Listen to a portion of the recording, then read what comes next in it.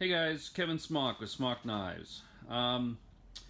Hey, so I was going through my videos on YouTube, mostly to make sure that I didn't have anything linked that shouldn't be linked with their new policies and stuff. And I noticed that one of my most viewed videos is one from years ago that was how I acid etch and stonewash knives. Now, I currently don't have anything that needs acid stonewashed at this particular second, but I figured I could show you the updated process of how I do it, and maybe that'll help you guys out because that video is long outdated and a lot of people have watched it. So, just want to give you a quick update on how I'm doing it now, and I would be showing you my ugly mug instead of this poster, but yeah, the banner looks better than I do. So, anyhow. So this is now my acid storing container. So the kind of acid that I use is this PB or PCB etch solution from Radio Shack. You know, it contains ferric chloride, and that's what you use to etch your blades with. And this stuff has become kind of hard to find because a lot of Radio Shacks went out of business and closed. But luckily for me, when they announced that, I went around to all my local ones and bought up everything that they had. And you don't go through it that quick. So I just took a PVC pipe, put a cap on the bottom, sealed it, mounted it to a leg here so that it's not going to go anywhere. It's not going to fall over or anything. Put a little spacer there so that I could get the cap on and off. Then I just got a cap here that I could put on there, keep it closed so I don't have to worry about it. And when I need it, just take the cap off. And then what I use to put the blades in there are these. These are titanium. They're titanium welding rods. I get them off of eBay. They're dirt cheap. I buy a bunch of them and I use them for everything. I use them for anodizing, acid etching, everything. So these things rock. And then, you just stick your blade down in there and you have a little hook on there so it sits there. And then usually the time, how long in the acid etch, all depends on what kind of steel it is. Is it a high carbon steel? Is it a stainless steel? Stainless steel takes longer, will not get as dark. High carbon does not take nearly as long and will get darker. So it just kind of depends. If you're doing S30V, I do it like 10 minutes-ish, and it will acid etch it, but it will not get real dark. If you use something like M4 or something, that gets really dark. And then once you pull it out of there, I usually rinse it off and spray it off with Windex. That'll stop it from the acid will neutralize, or you can put it in like baking soda. And then just rinse it off really good. I've been using this Eastwood parts washer. Mostly, I don't really put acid in here, so I make sure I rinse the part off before I put it in here. But for final rinsing and cleaning, I use Windex and I use this parts washer. This thing works awesome, and I don't have it plugged in. Hold on a second, I'll show you. Actually thinking about putting a smaller motor in it because it really, and then this thing can just bend around. And it just recycles the water. It's got a filter in there. So, if the water gets too dirty, you'll have to empty it out. And there is a drain plug in the bottom. But this has saved me from going in and out of the house 20 times, using the kitchen sink and that kind of stuff. So that's the etching part of it. Pretty straightforward, pretty simple. Nothing too complicated, guys. Anybody can do it.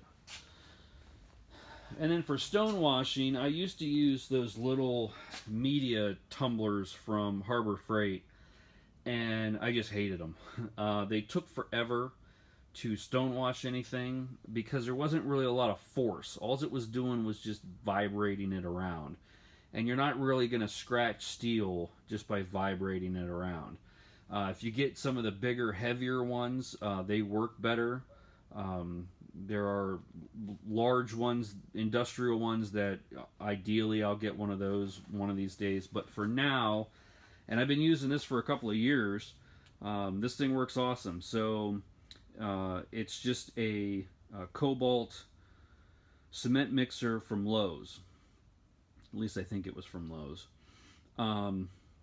It's got a plastic drum, easy turns on and off. You can dump the liquid out. It works great. One of the major problems that it has, which there's really only one, is this thing came with paddles in here that would connect from there to here, and they were steel.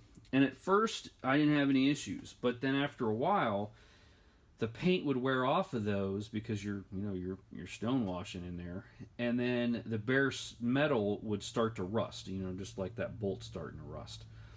Well, all that rust, then you're spinning your parts in there, and I was getting spots of rust on my blades. Now luckily you can just take some rust remover that I use for anodizing and wipe it off, and it comes right off, but it was still annoying and pissing me off. So I took those out, and then I ordered from McMaster-Carr.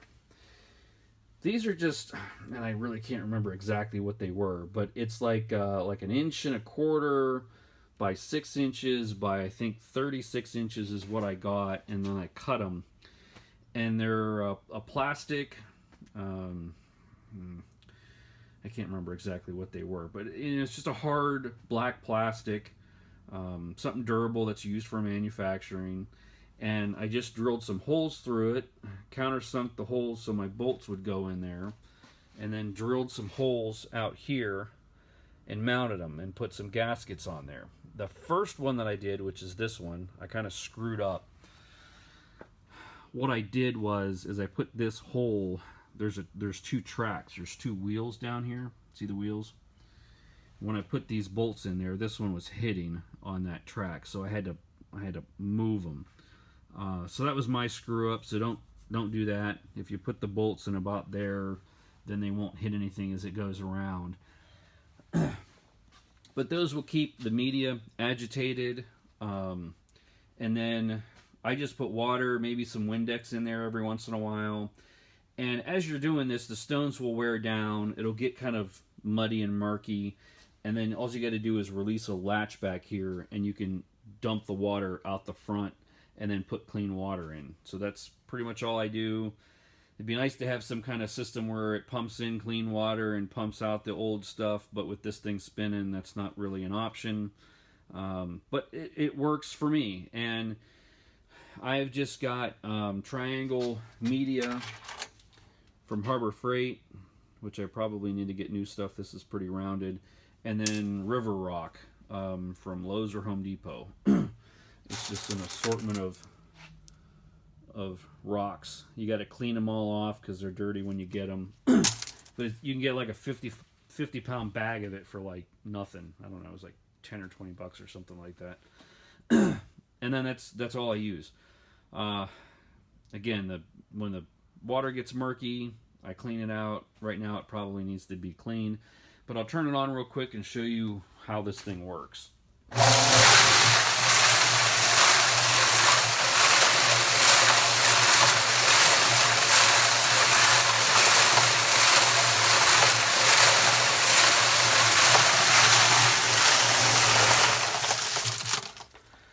Works pretty good.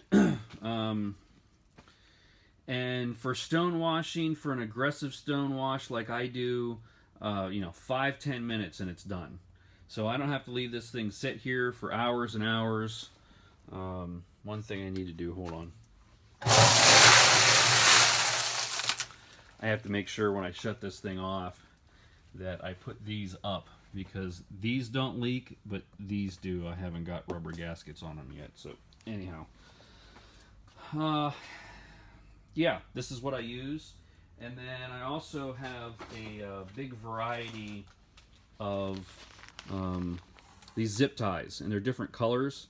So say if I'm doing a batch, I usually do everything in batches. So if I'm doing a batch of like 5 or 10 knives, and the top and bottom are paired, I want to keep them, you know, the same. So I'll put different colored zip ties, yellow on the top and bottom of number 1, orange on the top and bottom of number 2. Then I can throw them all in there all at once, stonewash them all at once, and pull them back out. And I know which one goes to which because the different colored zip ties are on them.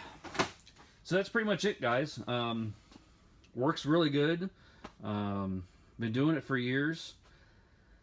I wouldn't mind getting a couple of smaller ones to do for like a polishing process. Haven't did that yet, but this works great, and I hope that helps you guys out. And talk to you later. Thanks.